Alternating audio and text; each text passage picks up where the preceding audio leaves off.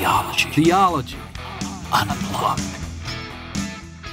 Hey guys, welcome to Theology Unplugged. This is Michael Patton, and I'm not even sure if I'm going to post this. I just started pressing record. I've been writing all morning, writing a blog that I was incredibly reluctantly wrote, yet at the same time in some sense of excitement. Let me tell you the story. This morning I was reading, and going across some social media like we all do, and just trying to see what the attitude is. And I've got a wide variety of friends, I really do.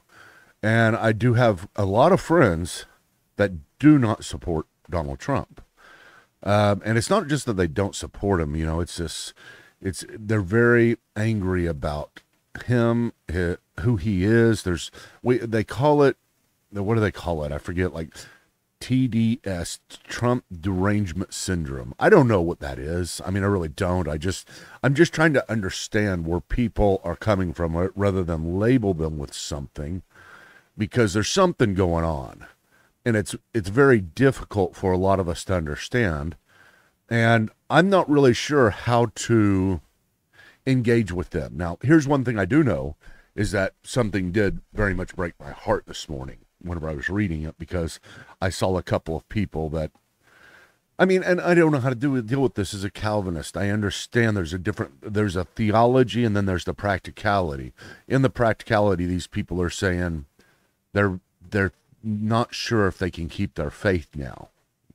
And theologically, I would deal with it one way. It's kind of easy, especially for me as a Calvinist, to look at this and say, okay, this is probably good for them, because if they can leave the faith based upon this, I'm not sure if they were at the faith to begin with. That's theology. But in practicality, I look at this, and this is just the real world. This is how things play out. And it breaks my heart. It does. It really breaks my heart. You guys know how much how much my heart breaks for people who doubt their faith. Jude 22. Have mercy on those who doubt. Have mercy on some who doubt. I don't think we do that much. I think we have judgment on people who doubt. And I don't know. Here's what I see from that verse, though. In Jude 22, it says, try to understand where they're coming from. Try to get it. Try to see things from their perspective. And I've tried politically to see things from all perspectives. And for the most part, on some things I really can. There's been a couple of issues that I don't get it. I don't get it whenever it comes down to abortion. It's always been, to me, very young, I learned something that, I get that some people don't believe that the unborn are actually people with a soul. But at the same time, very young, I was taught this illustration that stuck with me, where a man and his boy are out, and I don't know if this is how it originally went, but I've told it this way many times. They're out and they're on a hunting trip. And the man is by himself now. The boy has gone off, somewhere else to, hunt for deer. And he's pointing his gun in a certain direction, and the bushes start to shake. And he thinks it's a deer. He's 99% sure that it's a deer, but there's 1% chance that it's his son. Or is 99.9% sure it's a deer, but there's a 0.1%, 0.01%. that it's his son. Would you shoot? And you say, no way. There's no way. I don't care how small the percent. If there's any chance that is my son, I will not shoot. And that's kind of the idea I've always taken to this. I think I can build a theology of abortion, and you've heard me do that with my traducianist understanding of the soul. I think I can build a convincing case. As a matter of fact, I told you guys not too long ago about how I actually in 2007 or 2008 debated Barack Obama about this, me doing the theology and him just doing the politics of it. And it was whenever he was running. It was whenever he was being primaried. Didn't even know who he was. But anyway, either way, I think theologically I can make a really, really good argument. And I think if you understood and you listened to me, I think you would probably agree. I don't know. Obviously there are people who disagree with me about that. And so I just go back to the bush. I go back to, okay, 99.9%. And so nobody can know whether that is a real person or not. and the other side. You cannot tell me you know that. So abortion is an issue for me. This is the sacrifice of Moloch. This is the altar of children. This is, I mean, in perspective, it is the greatest sin in all of history. And if there's any chance that that greatest sin starts, I don't care what else is involved. I am a one-issue voter with regard to that. But it's not even an issue now. Okay, it's back to the states, and that's the best we can do. That's I don't think we're going to be able to do better than that. I wish we could, but we can't. I hope there's other people out there that disagree with me and fight for it and move forward, but I am satisfied right now. It's not an issue with the president. But why then is Trump so beloved? He is the most polarizing figure since Jesus Christ, period. I mean, you cannot make an argument that anybody else has been close to as polarizing as him. I think Martin Luther would be the only possible person in the 16th century. Nobody's as loved and as hated. I've even said this in my, I don't know, I probably shouldn't say this, but I have told people, my friends, insiders, my family, I say, I voted for the man. I just voted for the Antichrist. And the reason why I say that is because sometimes I look at the book of Revelation, I say, wow, you know, he's going to get shot publicly, die, it says in Revelation, but maybe that's symbolic of something. It looks like he died, or he got a fatal shot, but he rose up before the entire world. And that's what happened. I mean, so I'm like, okay, I mean, here's a fulfillment of prophecy. Another thing is he seems to be very interested in bringing peace to Israel in the Middle East, and that is needed right now. The Abraham Accords won't work because if you're dealing with the 7 years and the 3.5, that would have been a while back. So, but it could happen. So in the end, I sit here and I tell you this, I voted for him, even though he could be the Antichrist. You say, how can you do that? Well, the Antichrist isn't the Antichrist until he is. I mean, the mark of the beast is not the mark of the beast till it is. I am a futurist with regard to Revelation, and I do think those things are upcoming, but God is not going to hold us responsible for something that is in play right now that becomes something later. Once it becomes that, we need to recognize it. Now, I do not think Trump is the Antichrist, okay? I'm just trying to give you some perspective here. Okay? I just wrote a blog. My blog every 4 years, I think 4.5 years ago, I wrote another blog about this. And then it had been, I don't know, it was 4 years before that I wrote something, and then 4 years before that. So I don't do many political things. We used to have a podcast. We used to do Theology Unplugged, and we had a couple of others with us, Carrie and Clint. You might remember them. And we did a lot of political stuff then. And that was fine because they were just talking to me and trying to explain things to me. I mean, they got me up to date on social justice and critical race theory in 2017. Go back and look. Well, that's where we got all the downlikes because of all the people who didn't understand it yet and understand that it was a problem. I didn't understand, and I'm not claiming any clairvoyance, but Carrie and Clint sure had it. And so I was glad to learn that very, very early and understand as we moved into that. However, having said all of that, I think I want to try to give people, I'm speaking to you out there that I hope you haven't turned this off. I'm speaking to those of you who can't understand why a Christian would vote for somebody like Donald Trump. And I wrote a blog about it this morning. So you go to my Patreon. I'll put a link in this podcast at the bottom to where you can see it. And I've opened it up. It's on my Patreon, but I've opened it up to the public so that everybody can see it. And it's called Bold, Flawed, and Necessary: Why Some Leaders Are Just Right for the Times. Now, I don't want to criticize. I don't want to start this by saying, first of all, I think the guy's a bad person. Okay? I don't know. Okay? Whenever we're talking about whether or not he's a Christian, first of all, he claims to be, but I have no real reason to say that I think he is. I think I can tell when people are Christians. I do. I can't tell when they're not. I know that sounds weird, but for some of you, you'll get it immediately. I can't tell when they're not, but whenever they are, there's something that comes through. There's something you see. There's something you hear about Christ. You can't. It's a light set on a hill, and if you don't set that light on a hill, I don't know about you. Okay, that's what I'm saying. I'm not saying you're not. So I don't know about Trump. He says he is, but hey, he could be. But I have no reason to think he is specifically. However, I do think he is somebody who is suited for today, suited for the times.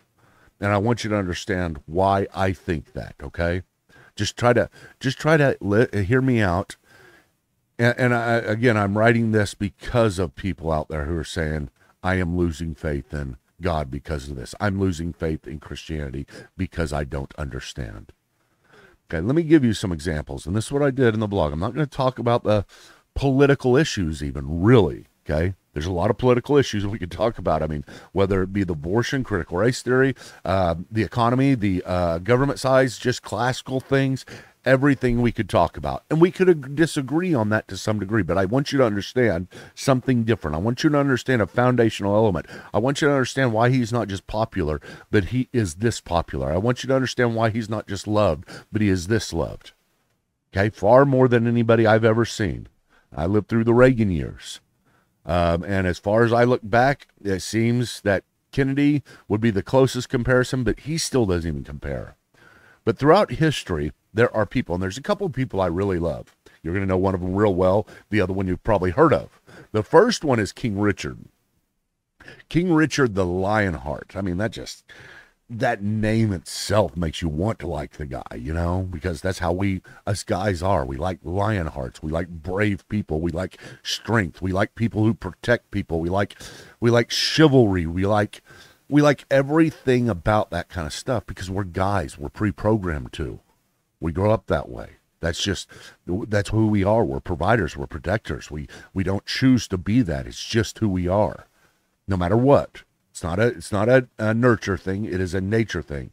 It's certainly not a nurture thing because you can see how the world is attempting to nurture people against their sexuality.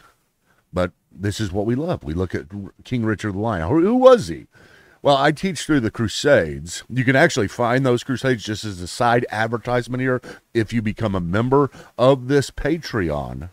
$3, $9 or $25. $25 gets you the entire thing, the whole video and everything else, but you get tons of courses. One of the courses you get is a course on the Crusades, going through each individual Crusades. Me and Tim Kimberly go through them. I love teaching through the Crusades. It's one of my favorite things I've ever taught on, and I think you'll learn so much. And it is, I usually tell people, you're going to change your opinion, I bet, on the Crusades because they're not what you think. They're very different. And at this time, whenever we have King Richard on the scene, if you can imagine the Muslim Islam pushing forward, radically pushing forward toward Europe, and people panicking. Okay, there's other reasons why they were doing it. There's other things about Jerusalem. The Crusades were all about Jerusalem, but I want to talk to you about this broader perspective. Here's King Richard the Lionheart, whose people are scared they are going to become Muslim, there's an enemy out there. His name is Saladin. I mean, you talk about a ruthless, fearful, smart, wise, somebody who'd like you to have on your team, but he wasn't on the team. Saladin was the leader of the military of Islam at this day, and he was so smart. He was wiping people out. He was the guy that they were saying, "Hey, this is the guy God gave us, and we're going to accomplish our purpose because of him." And he was. Saladin was he was even in some sense too a man's man, but just on the other side. We needed somebody to stop the influx. It was Christianity versus Islam. It was King Richard versus Saladin, and King Richard was a man that was the king of England. And he wasn't the best king at all. He really wasn't. I mean, he was every account has him. If you look at him just through objective eyes, he was just a self-serving guy. He really was. He just went out there and it's not that he wanted power, it seems. In my view, it seems like he just had more fun. He loved to joust. He loved to do things and just push forward, do manly stuff. Now, he wasn't a great king. He spent a lot of money. He wasn't in England very much. But at the time when Saladin arose, here's King Richard. Who was he? Not a great king, but an incredible military leader. Absolutely incredible. The only one who could compare to Saladin. And we sent him, the West sent him to the East and said, please, go take care of Saladin for us. And so we sent this flawed person because he was perfect for this time. He was perfect for this situation. It was exactly what they needed. The world was being overturned and everything was about to change if somebody didn't stop him. That was the idea, at least. And we sent King Richard, and he stopped Saladin. He beat Saladin. His military loved him. They were absolutely so loyal to him.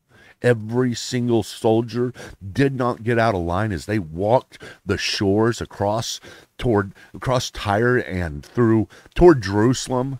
And as Saladin waited for him to break ranks, because that's all he needed was King Richard's men to break ranks, not one of them ever broke ranks. I don't know. It's a military strategy. It's something that you get if you go through that course. But at the same time, you must understand how perfect of a leader he was at that time, but not a good man necessarily. I don't know if he was a Christian. Of course, he claimed to be, but I don't know. He was just, I wouldn't say that from the outside looking in, he is a Christian, but I'm not going to say he's not either. Don't know. Okay, that's one guy. Another guy, which you're going to maybe object a little bit more to me bringing up, is Martin Luther. But I think he's even more perfect, because Martin Luther in the 16th century, not Martin Luther King Jr., but Martin Luther, the one whom he was named after from the 15th or 16th century, the Reformation, the leader of the Protestant movement, the leader of Lutheranism, the reason why Protestants broke away from Catholics. Here's Martin Luther, and Martin Luther is a person who he was neurotic. That's a good way to put it. I didn't put that in the blog. I didn't want anybody to get mad. I don't know why I'm saying it here, but he was quite neurotic. He probably needed to be on meds. If he lived today, I guarantee he'd be on something, Zoloft or something, because he was so I don't know, just so he was so scared all the time. He was so scared of what, and it was needed. It was. But he was so scared that he had committed a sin that could not be forgiven. I would say he had massive OCD, okay? And I'm not talking about OCD in the popular sense, because I deal with people with OCD all the time. And let me tell you something. Real OCD, clinical OCD, or just on the spectrum OCD, whenever it gets so far, it's a horrible thing. I mean, it's absolutely horrible. Sometimes we joke and just say we have OCD, and because we concentrate too much on stuff, or we can't stop. That is not OCD in this sense. And I think Martin Luther had this because he was just scared to death. He was back and forth to the priest to confess his sins. And as he's leaving, he commits another sin as he's leaving, goes back for another 4 hours. He whips himself, does everything. But he was also a very undisciplined speaker in a way. Okay? Incredibly smart. I mean, absolutely brilliant. Okay, I don't want to take away from that. In so many ways. I mean, nobody could deny his brilliance. But everybody of the day really didn't like his attitude. I mean, once he kind of had his own personal reformation, found salvation by faith alone, quit self-chastising and flagellating, because he now knew that salvation was by faith alone. He wanted to tell everybody. But whenever he begins to tell everybody, man, this guy he's a foul-mouthed, funny guy. I mean, he really is. He talks so much about farts. I mean, seriously, blowing the Pope back to Rome with a fart. That's what he used to talk about. I don't know. It's somewhat, whenever you read him somewhat today, you're like, man, that's kind of embarrassing. That was weird. I wonder what people in the day thought. People didn't like him. He was a wild, untamed boar. That's what Leo called him whenever he wrote the papal bull. Here's this wild boar that has gone into the garden of God. Take him away, God. Stop him. That was the idea. And he was an incredibly divisive figure, even is to today.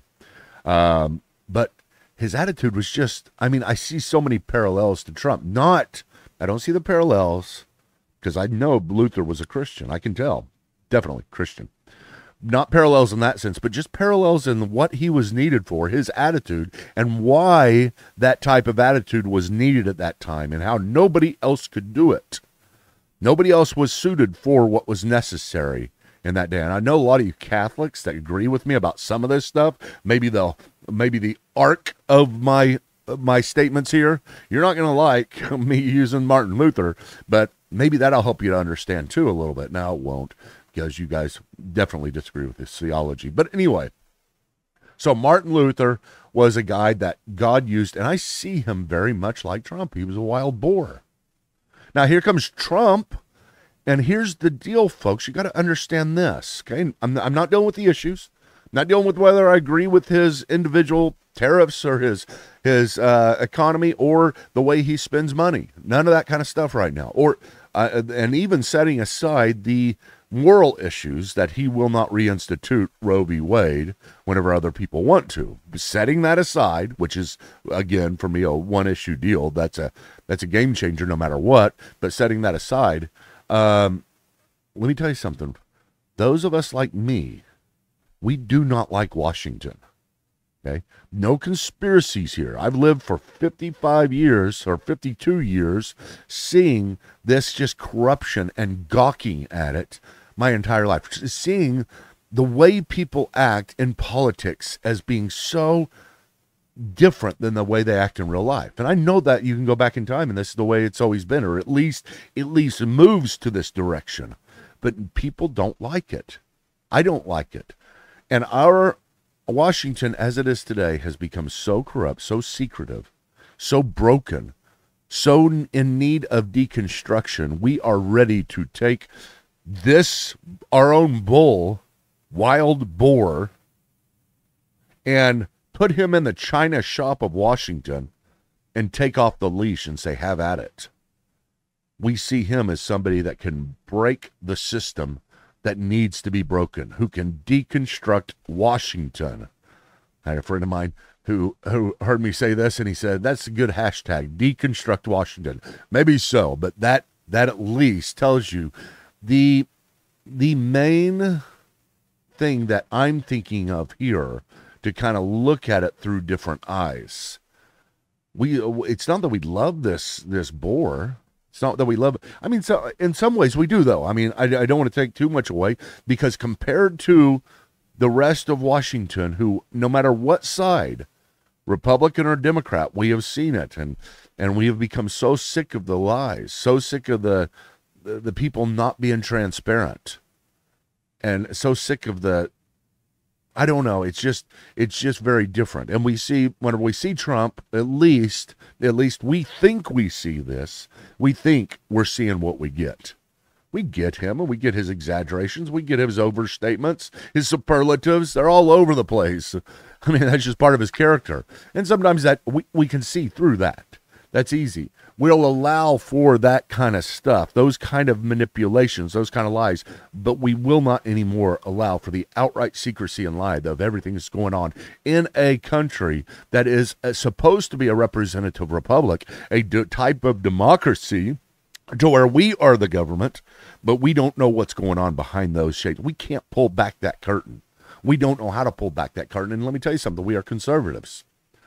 Conservatives are, by nature, I'm not saying you are. I don't know what you are. I don't know what your attitude is or who you are. I think that's the reason why it's somewhat different between girls and guys. Oh man, I'm going to get in trouble for that one.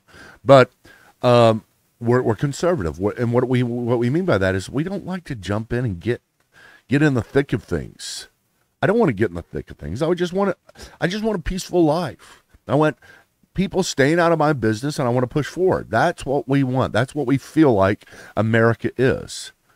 It's not that we say we don't need the government at all. We don't need local governments. We don't need, to some degree, a national government. For sure we do. A federal government is absolutely necessary, but we just don't want to be bothered. And so we're not going to carry around a megaphone, and we're going to state our case. We need somebody else to state our case because we're quiet. We're conservative.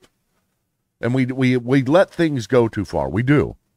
We do. We just let it go and let it go. It's kind of like a bad parent. Sometimes I think I've done that a lot with my later kids. You know, earlier kids, you're just, you know how to do everything, and you're tight, and you get them to bed on time. You get them up for school. You check their grades. You do everything. You know, it's just, you know how to parent. And then you get to your last kid. We have 4 kids, and it's like, yeah, I don't know. Just, I didn't do that well. You know, it's, I thought I was in control. I'm not. So I'm just going to be a little bit more quiet and kick back and watch. And sometimes that's a big problem, right? I mean, I'm not saying you should do that or we do that, but it's easy to do that because we just want to watch things play out rather than being too involved. And we don't want to cause any trouble. We're conservative. Okay? We just want things to kind of stay the way they are. We want to protect that which is now instead of the change that people want to bring about. We're satisfied with the way America is and what it's meant to us. So we stay out of people's business. We stay out of the megaphone. We don't take up the political megaphone very much. And we certainly don't pick up the political bat that much, which we probably should. We're called on in the Constitution to do so. But we don't, and we're not. That's why you don't see us rioting and doing things whenever oh gosh, I'm getting too much into it. Okay, but anyway, what I'm saying here is this, that Trump is different. He is our bat. He is our megaphone.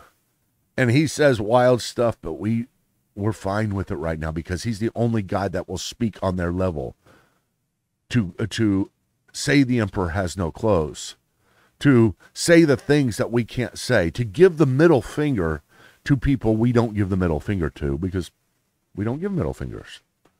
But he will, and we don't mind it right now because things are so bad. That's the way we see it. We see Washington is so incredibly corrupt that we have to take this wild boar. We have to put him in the china shop, and we have to take off the leash. And I'm sorry, that's kind of the way we look at it. Okay, we know things will get messed up. We don't understand why you would like the way things are, but you probably don't see things the way. Maybe I'm wrong. Maybe there is no secrets in Washington. Maybe they are all truthful. Maybe there is no deep state whatsoever. People controlling things, but all we have is so much evidence against that. So many interventions of the government against conservatives, but not against liberals. It's just the megaphone. Who holds the megaphone? Every once in a while, we have to pick up the megaphone, and I think that's what has to happen throughout history. Every once in a while, there's going to be people that push hard against us, and if we let it go, we have nobody but ourselves to blame. Trump is our team. He's our Sooners here in Oklahoma. We've got Oklahoma Sooners. We're always rooting for the Sooners. He is our Boomer Sooner. Go get him. We'll take anybody on in football. And when he's Trump, we'll take him out. We'll push him into politics and go get him. It's not because we think he is the greatest politician. And no, not at all. He's not a politician. That's why we like him. He's a businessman. It's not as if we think he's the greatest later on. Like from now on, let's always have people just like Trump. Once the China shop is broken, once Washington is deconstructed, we'll put it back together and see what it is. And we'll probably have to do this again in 100 years. But thank God to us. Here's what our thoughts are. Thank God we're still able to do this. We didn't let it go too far. And thank God for using Trump. Now, you may say, using Trump, God using Trump. I know you've heard this before, but let me give you some great leaders throughout history that have done great things and yet were either very flawed, not even Christian, or Christians and very flawed. I'm not saying anything by this about Trump's spirituality. I don't know. I've already told you I have no reason to think he's really a Christian, okay, except for what he says, and that doesn't mean I don't doubt it, but I don't affirm it with much enthusiasm. Martin Luther King Jr., okay, he was incredible. He was so incredible for the times, wasn't he? But at the same time, look at his affairs. They really are. They're documented. Now, maybe the FBI back then was lying, and I'm open to that. Maybe they were just trying to corrupt him, but I don't think he ever spoke against it. He never tried to defend himself. But anyway, John F. Kennedy, same thing, same situation. Maybe the CIA, maybe the FBI, they were covering this up so that they could do what they were going to do, but I doubt you want to go there. But John F. Kennedy was a great man, but he was also, there were so many, at least accused of affairs, at least had evidence of affairs, just like people accuse Trump and say, why do you like Trump? Even though he has been a womanizer. He has had affairs. That's nothing to do with it right now. Maybe it used to be, but today in our new political world of leaving a digital footprint, everybody is going to be exposed, and you're going to be exposed too. That's why I tell people to get out in front of your problems. It's the best thing you can do. We're all sinners, and we all got problems. Some of us much worse than others, but and we're not hiring a pastor. We're hiring somebody to fix what's broken. King David, of course. Everybody uses King David. You don't like it. I know, because what? King David repented. And I agree. King David's repentance is the great thing. It showed his heart. But at the same time, what he did, killing the wife of the person he impregnated, killing the husband, Uriah, of his wife was impregnated by King David, and he killed him. It's horrible. He tried to get him to go home and sleep with him whenever he came home from war, because he knew what he had done. Hey, will you go home, stay with your wife, have fun, please? Because I know your wife is pregnant. I don't want to be blamed for it. It's just horrible. King David did that. Just think if you lived in that day and you knew about it. What would you think of King David? That's what you would say. You would look back and say, this is an adulterer. He's a murderer. And not only did he kill Uriah, you got to understand the situation. Whenever David sent Uriah in, it wasn't just Uriah. He said, take that battalion and put it next to the wall. Push it forward. And, who was his name? I forget the general that was in charge, basically the general. He said, David, listen. If I do that, he's going to die, because that's a bad move militarily. He said, don't go ahead and do it. And he did, and he sent him in. But he didn't just send him. He probably sent a battalion of 100 people, and probably most of those people died. So that was 100 murders.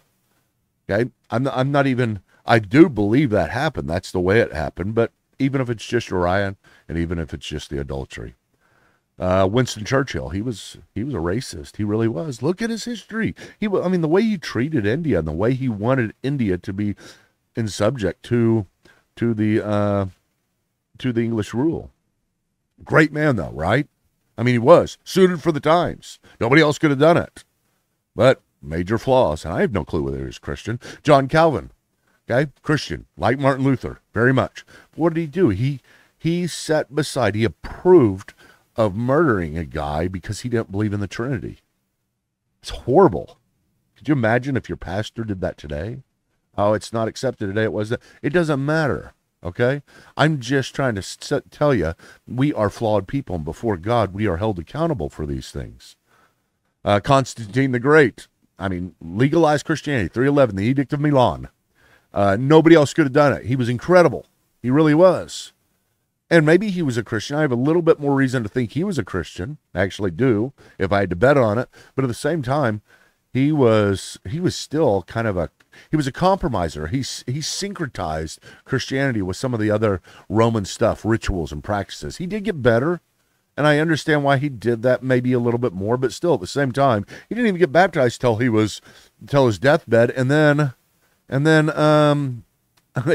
it seems like, I'm pretty sure he got baptized by an Arian, which denied Jesus' divinity. Anyway, Constantine the Great debated guy. Jonathan Edwards, the greatest American theologian, one of the greatest theologians ever, okay? Probably in the top 5. Probably right after Augustine, Luther, Aquinas, Calvin, and then Jonathan Edwards. He might even be higher. Very subjective, of course, but at the same time, great man, great theologian. At the same time, he had slaves, and he lived and set up. He defended slavery from the Bible.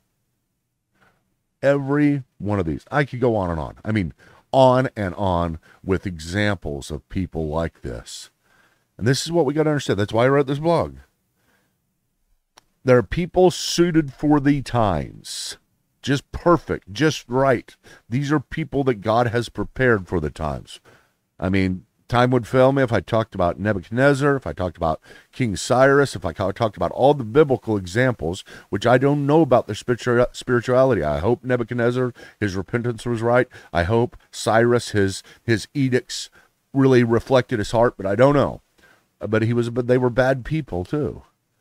And they had major character flaws. I mean, Cyrus less so, I guess. I don't know much about him as far as his character, but Nebuchadnezzar for sure. But they were needed for the time. Now, that is what we see here. We see the Lionheart. And I'll tell you what, you put all this together and you take that picture, and I use that picture where he's telling us to fight, and that flag's up there. That is Lionheart, Trump the Lionheart, if you could think of it that way. We're not saying anything other in this, at least I'm not right now, in this argument. I'm not saying anything other than this is a man necessary for the time due to what we see as a massive problem that needs to be fixed, deconstructed first and then fixed. And we see Trump is the person who can do it. I had a whole different thing to cover today. I mean, I was going to do about progressive revelation. I was going to do something other controversial, not as controversial as this, but maybe theologically much more controversial. I'll do that later on. I was kind of excited about doing that, but I need to make some charts. You know me in charts, and I don't have the greatest of charts yet for that, and I think I can come up with some really, really good charts. I hope this recorded. I didn't even check. I just sat down and pushed play or record. After I wrote the blog, sat down and pushed record. I don't know.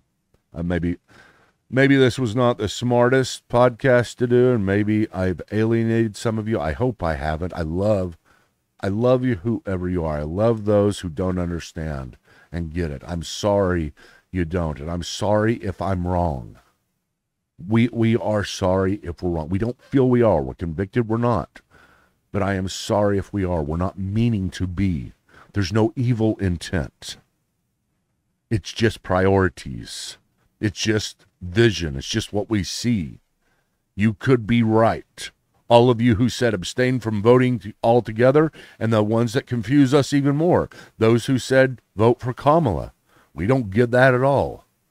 We need you to explain that to us in light of the Christian values. And I'd listen. I do. I'll listen to you. Send it to me. I'll put it down and send it to me. Put it on the blog. Put a link on there. Make a video. Whatever. I mean, don't fill up the blog with comments. I'm saying write something and send it to me, or do a podcast and send it to me, and we'll discuss. Let's have an open discussion. There was Clint Roberts. I told you, Clint Roberts was the guy who used to do this podcast with me for a few years. But he's a philosopher, a Christian philosopher, and he lives in Oklahoma here. But he put up a meme. Let's see if I can put it in here. But it says, let's see here. It says, being taught to avoid talking about politics and religion has led to a lack of understanding of politics and religion. What we should have been taught was how to have a civil conversation about a difficult topic. He's probably right, and I've probably violated this for many, many years. Like I said, I stay away from this like the plague. I do. Maybe I'm too much of a people pleaser, but I'm not a politician. I'm just an American. I'm part of the government. And so therefore, I think people may need to hear from me every once in a while, but not very much, because I'm good at theology. I really am. Well, I think I am. But politics, I like to keep it quiet, because that's not what I'm called to do. But maybe I was called to do this podcast. Maybe I was called to write this blog. I don't know. Maybe nobody watches this, but at the same time, or listens to it. You guys who are listening to us on Spotify or whatever, wherever you're listening to us alone at, go over to YouTube and subscribe. That would be great. Start watching us on YouTube if you want to see. Spotify, I upload the videos there too, because so in Spotify you can watch the video. That's pretty cool. But I love to have your support, and now I'm asking for support. Support me now after I've talked about politics. This is not my job. Look down and see what else I do. If you're watching this and you've never seen me before, I am about theology. That's it.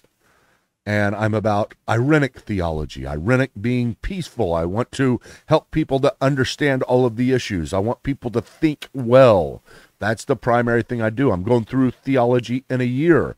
Next week, I'm going to finish up the introduction to theology, and the following week, I'm going into bibliology and hermeneutics. If you subscribe to that, that's what you're going to see. You're going to see something almost every day. I rarely take breaks. I mean, probably about 25% of the time, 75% of the time, you'll see every day a theology podcast. I want you to follow. If you like this, I want you to like it, because that helps the algorithm. So right now, like it. I'm going to wait for you. Hurry, like it. I got to get through this podcast. Please. It doesn't take much. All right. Thank you. Also, comment. Now, I'm not going to wait for you to comment, because you're probably not. But comment if you liked it. I don't know. I don't know how these algorithms work. But I know we used to be big until I broke everything with the RSS feed, and now we're starting from scratch. So please help us to grow again, if you think we should. Not. I mean, maybe we shouldn't. Maybe I needed to lose an audience. But anyway, right there, patreon.com/Steve Michael Patton. That is how I get my support. If you would like to support me, if you would, that would be great. You get all kinds of free stuff. If you believe in what I'm doing, please, that's how I make my living. It is only how I make my living, except for I have to do side things, but I would love to just do this and concentrate only on this again. Been doing this for 25 years. But anyway, thank you all for showing up, and we will see you next time. Theology Unplugged, Michael Patton out. Theology